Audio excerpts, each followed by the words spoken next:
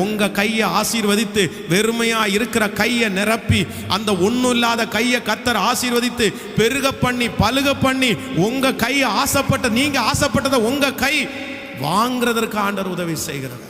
ஹல்லேலூயா. நீங்க பணத்திற்காக ஆசைப்பட்டு எல்லாம் போக வேண்டாம். பணம் கொடுங்க ஆண்டவரே, பணம் கொடுங்க ஆண்டவரேன்னு கேட்க வேண்டாம். கர்த்தரை நீங்க தேடினா போதும். அதான் முதலாவது தேவனுடைய ராஜ்யத்தையும் அவருடைய நீதியையும் தேடுங்கள், அப்பொழுது இவைகளெல்லாம் உங்களுக்கு கூட கொடுக்கப்படும். வர வேண்டியதெல்லாம் கர்த்தரை மட்டும் நம்ம கிளியரா தேடிட்டோம் அப்படின்னா நம்ம ஆசீர்வாதத்துக்காக யார்ட்டையும் போய் நிற்க வேண்டியதில்லை, நம்மளே ஆசீர்வதிக்கப்பட்டு விடுவோம். ஆமேன் சொல்லுங்கள். அது கர்த்தருக்கு லேசான காரியம்.